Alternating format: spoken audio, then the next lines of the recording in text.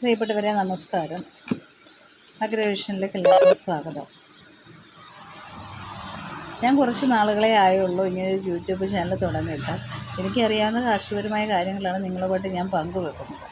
അപ്പോൾ എൻ്റെ വീഡിയോ കാണുമ്പോൾ നിങ്ങൾ കാണുന്ന ആൾക്കാർ അഭിപ്രായം എന്താണെന്ന് കമൻറ്റ് ചെയ്തെങ്കിലേ എനിക്ക് കൂടുതൽ കാര്യങ്ങൾ നിങ്ങളിലേക്ക് എത്തിച്ചു തരാനൊക്കത്തുള്ളൂ.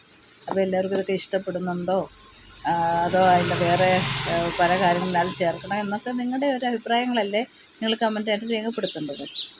തന്നെയുമല്ല, ഞാൻ സമയപരിമിതിയുണ്ട്. ഈ ഷോപ്പിലിരിക്കുന്നത് കാരണം എനിക്ക് നല്ല രീതിയിലുള്ള വീഡിയോ വീട്ടിൽ നിന്ന് ചെയ്യാൻ പറ്റുന്നില്ല.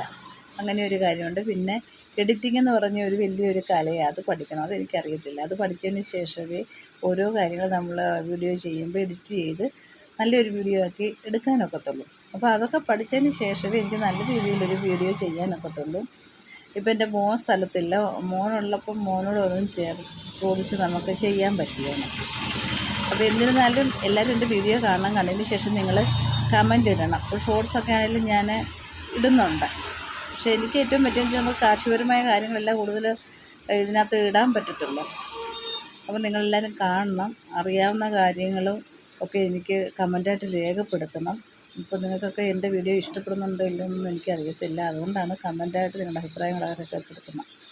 തന്നെ പോലെ ഞാനൊരു കാര്യം കൂടെ പറയാൻ ഉദ്ദേശിക്കുന്നത്, എനിക്ക് ഒരു ചേച്ചി ഈ വീഡിയോ കാണുന്നുണ്ടെങ്കിൽ, അതായത് ബാംഗ്ലൂരിലുള്ളൊരു ചേച്ചിയുടെ നമ്പറൊക്കെ എൻ്റെ കയ്യിൽ നിന്ന് പോയി.